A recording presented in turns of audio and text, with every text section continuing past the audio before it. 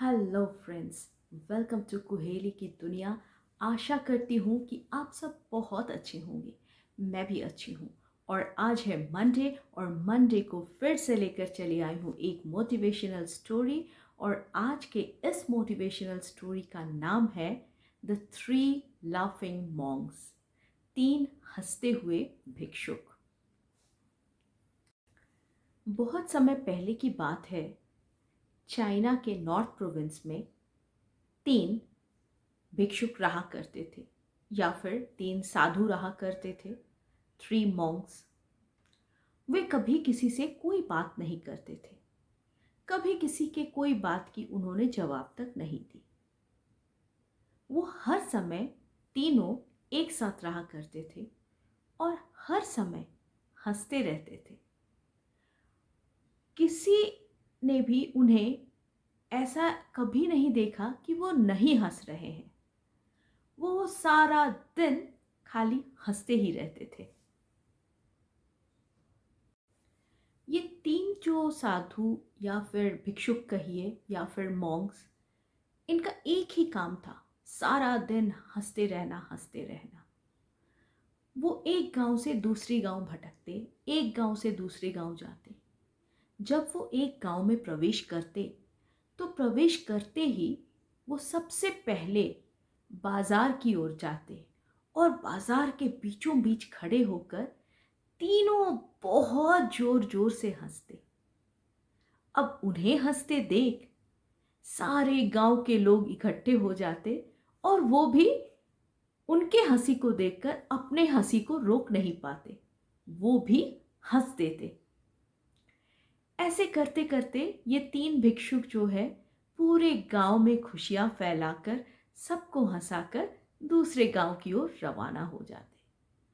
और दूसरे गांव में पहुंचकर भी वही सेम, वो फिर बाजार के बीचों बीच पहुंच जाते। वहां खड़े होकर तीनों जोर जोर से हंसते, हंसते हंसते हंसते हंसते, इतना हंसते उन्हें देखकर सारे गांव वाले यहाँ भी एकत्रित हो जाते और उन्हें हंसते देख वे सारे हंसना स्टार्ट कर देते। अब जब सारे गांव के लोग हंसना स्टार्ट करते तो ये तीन भिक्षुक धीरे धीरे उस गांव को छोड़ दूसरी गांव की ओर बढ़ जाते। उनका एक ही मकसद था, हंसना और हंसाना। लेकिन किसी ने कभी उन्हें बात करते हुए नहीं देखा। ऐसे करते करते समय बीतते गए। चाइना के लोग उन्हें थ्री लाफिंग मॉन्क्स के नाम से ही जानते थे, क्योंकि वो हर समय हंसते ही थे, किसी के कोई बात का जवाब नहीं देते और किसी से बात करते नहीं। वो अपने आप में भी बात नहीं करते, हर समय हंसते हुए दिखते थे। ऐसे करते करते करते बहुत समय बीत गया और लोग उनकी अपेक्षा करते कि कब आएंगे ये थ्री लाफिंग मॉन्क्स और पूरे गांव को हंसाकर खुशियां फैलाकर जाएंगे। ऐसे ही दिन बीतते गए और एक दिन अचानक ये थ्री लाफिंग मॉन्क्स, ये तीन भिक्षुओं में से एक भिक्षु जो है ऊपर चला गया, उनकी मृत्यु हो गई। उनकी जब मृत्यु हो गई तो सारे गांव वाले एकत्रित हो गए और वो सोचने लगे कि अब तो ये दो भिक्षु जो बचे हुए हैं वो बहुत रोएंगे, क्योंकि ये तीनों हर समय एक साथ हंसते रहते थे। लेकिन वे सब आश्चर्यचकित हो गए जब वे देखे कि नहीं, दो भिक्षु जो हैं वो अब भी हंस रहे हैं, जोरों से हंस रहे हैं। तो गांव वालों को बड़ा बुरा लगा कि अरे, आप लोग इतने अच्छे दोस्त थे। कुछ गांव वालों जिनसे रहा नहीं गया, वो इन भिक्षुकों के पास जाकर बोले कि आपके तो वो इतने अच्छे दोस्त थे, आज वो गुजर गए हैं, कम से कम आज तो आप लोग मत हंसिए।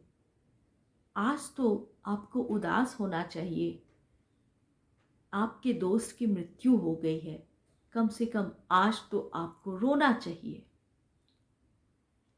ये एक ऐसा दिन था, पहली बार उन दोनों भिक्षुकों ने किसी को जवाब दिया।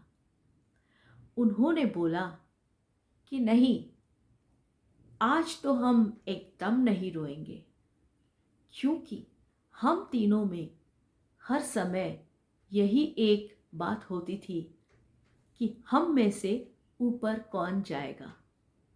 और उसमें भी वो जो है भिक्षु, वो जीत गया और हम हार गए। और उसकी जीत को क्या हम रोकर मनाएंगे? नहीं, आज वो जीत गया है, आज तो हम और हंसेंगे, ताकि ऊपर जाकर भी वो बहुत खुश रहे। तो गांव वालों को ये बड़ा अजीब लगा। उसके बाद कुछ ही देर बाद उनका जो फ्यूनरल होने वाला था, तो उस समय चाइना का जो नियम था कि डेड बॉडी जो है उसे जलाने से पहले उसको नए कपड़े पहनाया जाता है। लेकिन जो भिक्षु गुजर गए थे, उन्होंने और दो भिक्षुओं को यह बोलकर पहले से ही रख दिया था कि जब मैं मर जाऊं, मेरे कपड़े मत उतारना, मुझे उसी पुराने कपड़े के साथ ही जलाना, क्योंकि ये सारा जिंदगी जो मैंने गुजारा है, हंसते हंसते गुजारा है। मेरे अंदर तो कोई गंदगी है ही नहीं। ना मैंने कभी किसी पर क्रोध किया, न मैंने कभी कोई हिंसा की, न मैं किसी से जला, और ना ही मैंने किसी की बुरा की।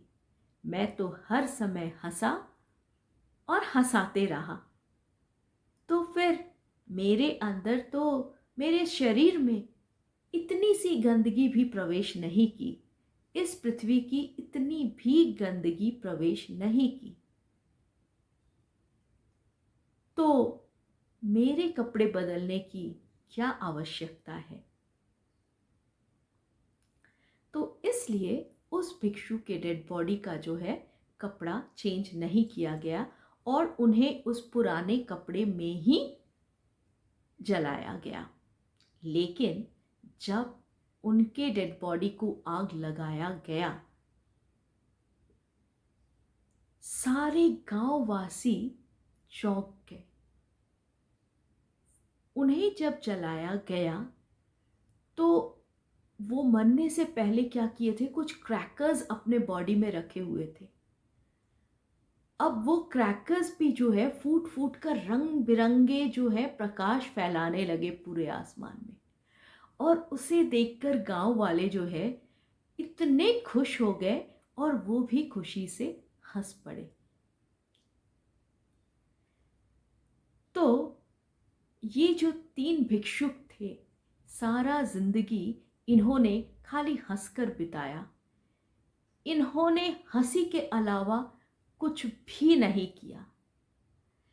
इन्होंने ऐसे हंसा जैसे ऊपर वाले या यूनिवर्स का ये जो मजाक है वो समझ गए। ये जिंदगी क्या है, हम क्यों आए हैं, इसे वो समझ गए और इसे समझकर ही वो हंसने लगे। ये ना सिर्फ ऊपर वाले की मजाक को समझकर हंसे, वो ऊपर वाले पर भी हंसे कि आप हमें बुद्धू नहीं बना सकते, हम तो हंसते ही रहेंगे।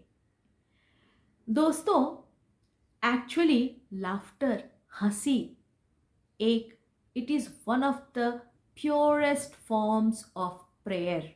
आपको पता है? तो ये जो हम इस पृथ्वी पर प्रवेश करते हैं, करके हम, ये ऊपर वाला हमारी परीक्षा लेता है।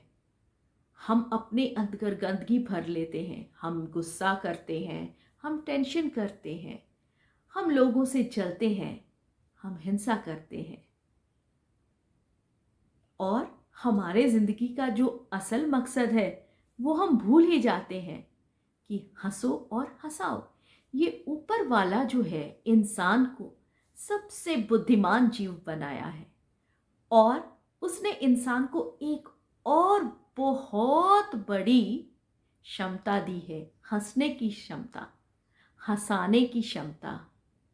इंसान को छोड़कर आपको और किसी जीव में ये क्षमता नहीं मिलेगी। तो इतनी बड़ी क्षमता जब ऊपर वाले ने दी है, हम क्यों उसे बर्बाद करें? इस जिंदगी को समझिए, हर चीज को इतना सीरियसली मत लीजिए। हंसिए, हंसाते रहिए, हर समय बोलते रहिए ऑल इज वेल, और हंसते रहिए, हंसाते रहिए। जीवन में प्रॉब्लम्स आते जाते रहेंगे, लेकिन प्रॉब्लम्स को इतना सीरियसली मत लीजिए। प्रॉब्लम्स के ऊपर हंसिए। तो आज की कहानी आपको कैसी लगी, और आप किस तरह के टॉपिक्स मुझसे सुनना चाहते हैं, ज़रूर कमेंट करके बताइए। आज के लिए इतना ही। Thanks for watching my videos.